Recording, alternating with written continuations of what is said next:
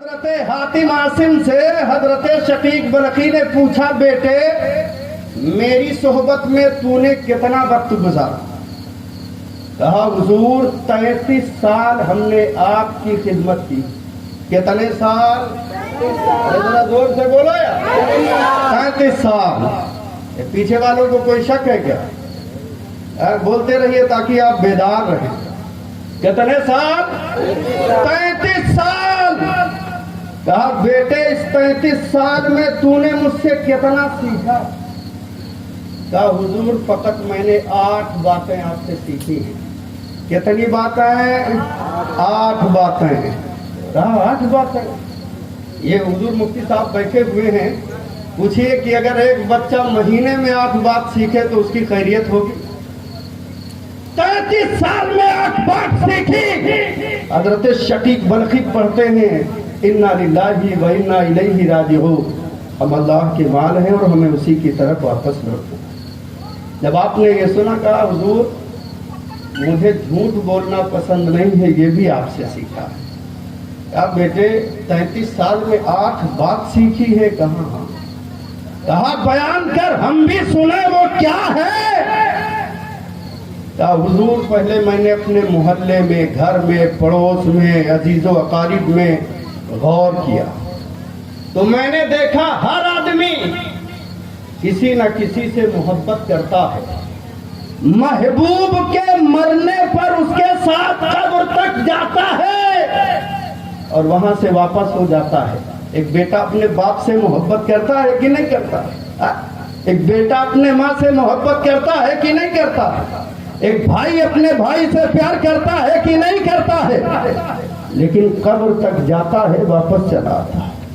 کہا میں نے غور کیا، یہ تمام چیزیں دیکھی، میں نے سنا، میں نے اندازہ لگایا کہ یہ تمام چیزیں وہ ہیں جو قبر تک جاتی ہیں اور واپس چلی آتی ہیں۔ میں نے ایک چیز کی جستجو کی کہ وہ کون ایسی چیز ہے جو مرنے کے بعد میرے ساتھ قبر میں بھی جائے، حشر میں بھی جائے، محبت اس سے کی جائے جو مرنے کے بعد قبر میں بھی کام آئے، حشر میں بھی کام آئے۔ تو ایک دن میں نے آپ ہی کو فرماتے ہوئے سنا، حضور وہ آدمی کے اچھے اعمال ہیں، وہ آدمی کے اچھے اعمال ہیں جو قبر میں بھی کام آتے ہیں، حشر میں بھی کام آتے ہیں۔ اب اگر اچھے اعمال کو پھیلا دیا جائے تو ماں باپ کی خدمت بھی اسی میں شامل ہے، پڑوسیوں کا حقوق بھی اسی میں شامل ہے، چھوٹوں پر شفقت بھی اسی میں شامل ہے، بڑوں کی تعظیم بھی اسی میں شامل ہے، حقوق اللہ بھی اسی میں ملے گا، حقوق العباد بھی اسی میں ملے گا۔ کہا بیٹے تو نے تو بہت اچھا سیکھا۔ ارے اب تو بول دو یا سبحان اللہ۔ یہ ہمارے یہاں جلسوں کا دستور یہ ہے کہ چھوٹے بچے آگے بیٹھتے ہیں، یہ ہمارے چچا حضرات پیچھے بیٹھتے ہیں۔ عجیب حال ہے ہم کا۔ پتہ نہیں آپ سے چندہ تھوڑی مانگا جائے گا، ٹینشن مت لیجیے، لیکن جب جلسے میں آیا کریں۔ آج مجھے بڑا اچھا لگا، حضور مفتی صاحب قبلہ کی معلوماتی گفتگو ہوئی، ایک اچھی گفتگو ہوئی اور ہونا بھی اسی انداز پہ چاہیے۔ عزیزان گرامی آپ اندازہ لگائیں گے، ایک بات میں نے بیان کی، اگر آپ توجہ سے سنیں گے تو ہم بیان کریں گے، ٹھیک ہے؟ یہ مائک ایسا بول رہا ہے، ایسے ہی اگر ایک ہفتہ بول دیا جائے تو قبرستان میں جگہ بک کرانا ایک دم فکس ہے۔ ہاں جو حالات ہے اس کے نا، یہ بولنے والے ہی کو سمجھ میں آتا ہے کہ کیا کر رہا ہے۔ آپ ذرا سے توجہ دیجئے، اس کو اس کی حالت پہ چھوڑ دیجئے، جو ہے دیکھا جائے گا۔ دوسری بات کیا ہے تو حضرت فرماتے ہیں دوسری بات یہ ہے، میں نے قرآن کھولا، ایک آیت کی تلاوت کی، میں نے پڑھا وَأَمَّا مَنْ خَافَ مَقَامَ رَبِّهِ وَنَهَى النَّفْسَ عَنِ الْهَوَىٰ فَإِنَّ الْجَنَّةَ هِيَ الْمَأْوَىٰ، وہ جو اللہ کے حضور کھڑے ہونے سے ڈرا اور نفس کو خواہش سے روکا تو بے شک جنت ہی ٹھکانہ۔ کیا ہے؟ جنت ہی ٹھکانہ ہے۔ حضرت حاتم عاصم کہتے ہیں حضور میں نے جان لیا کہ اللہ کا یہ فرمان حق ہے، میں نے اپنے آپ کو اس دن سے اس بات پر آمادہ کیا کہ میرا نفس اللہ کے فرمان کے مطابق بن جائے. آج الحمدللہ میرا نفس اس بات پر مطمئن. بیٹے تو نے تو بہت اچھی چیزیں سیکھی, یہی 2 بات سیکھی ہوتی تو کافی 37 سال میں. آج ہمارے یہاں قرآن کیا کھلتا ہے بھائی, ہمارے یہاں ٹی وی اسکرین پر نگاہیں جمی رہتی ہیں. ہمارے یہاں تو نہ جانے لوگ کیا کیا کرتے ہیں. یہ بزرگان دین ہیں جو قرآن کھولتے ہیں تو زندگی جینے کا سبق پڑھتے ہیں, ہے نا. تب بیٹے تو نے بہت اچھی بات سیکھی, ذرا سے اور بتا تو نے اور کیا سیکھا. حضرت شقیق بلخی فرماتے ہیں حضور میں نے پھر قرآن کھولا, پھر ایک آیت مبارکہ میں غور و فکر کیا. کہا وہ آیت مبارکہ کیا ہے؟ وہ فرماتے ہیں نحنو قسمنا بینہم معیشتہم فی الحیات الدنیا, ہم نے ان میں ان کی زیست یعنی زندگی گزارنے کا سامان دنیا کی ہی زندگی میں بانٹا. تو کہتے ہیں میں نے جان لیا تقسیم اللہ کی طرف سے ہے. ہم کسی سے حسد کیوں کریں, ہم کسی سے جلن کیوں کریں.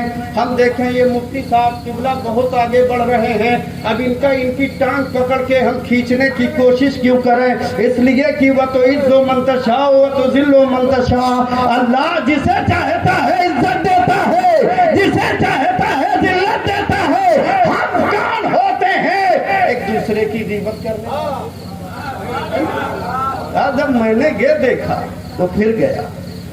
تیسری چیز کہا ما عندکم ينفد وما عند اللہ باق, جو اللہ کے پاس ہے جو تمہارے پاس ہے وہ ختم ہو جائے گا, جو اللہ کے پاس ہے وہ ہمیشہ باقی رہے گا. حضور جب میں نے یہ آیت مبارکہ پڑھی نا, اب اس دن سے جب بھی کوئی قدر و قیمت والی چیز, قیمتی چیز میرے پاس آتی ہے اسے اللہ کی طرف پھیر دیتا ہوں, اللہ کی راہ میں خرچ کر دیتا ہوں تاکہ ہمیشہ. کہا بیٹے اور کیا سیکھا؟ کہا پھر ایک آیت مبارکہ میں غور کیا. کہا کہ کیا غور کیا بیٹے؟ تو نے جو باتیں بیان کی ہیں اس کا جواب نہیں ہے, تو جو کہہ رہا ہے اس کی کوئی نظیر نہیں ہے. بیٹے تو نے جو سیکھا ہے یقیناً بہت اچھا سیکھا ہے, بتا تو نے اور آگے کیا سیکھا ہے. حضرت شقیق بلخی کہتے ہیں استاد محترم میں نے سیکھا یہ ہے, میری نگاہ قرآن مقدس کی ایک آیت مبارکہ پہ پڑتی ہے, میری نگاہ اس آیت پہ پڑتی ہے. میں نے پڑھا وَإِنَّ أَكْرَمَكُمْ عِندَ اللَّهِ أَتْقَاكُمْ, میں نے اس سے پہلے غور کیا, لوگوں کی طرف نظر کیا, ہر ایک کو ٹٹولا, ہر ایک میں جانچا. پتا یہ چلا کوئی اپنے مال و زر پر, کوئی اپنی طاقت پر, کوئی اپنی دولت پر, کوئی اپنے خاندان پر, کوئی اپنے حسب و نسب پر بھروسہ کیے ہوئے ہے کہ ہماری عزت اس حکومت کے ذریعے سے ہے, ہماری طاقت اس پارٹی کے ذریعے سے ہے, ہماری طاقت دولت ہے, ہماری طاقت ہمارا خاندان ہے, ہماری طاقت ہمارا نسب ہے. لیکن آپ فرماتے ہیں جب میں نے ان کے بارے میں اندازہ لگایا تو پتہ یہ چلا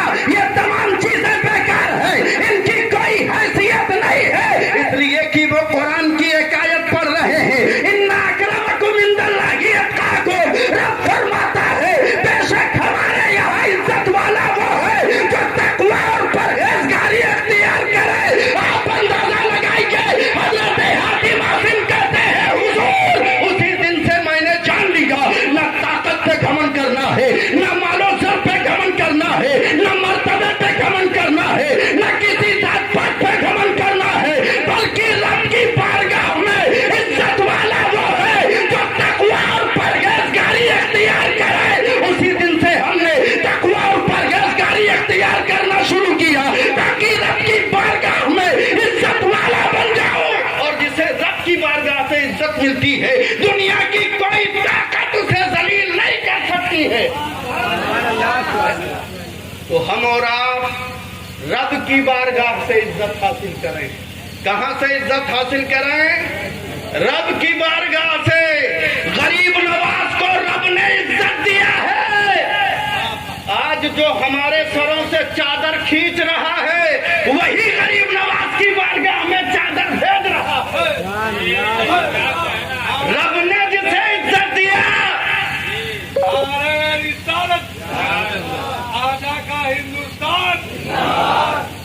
رب نے جسے عزت دیا عالم یہ ہے جو ہمارے سروں سے چادریں کھینچے وہی غریب نواز کی بارگاہ میں چادر بھیجے.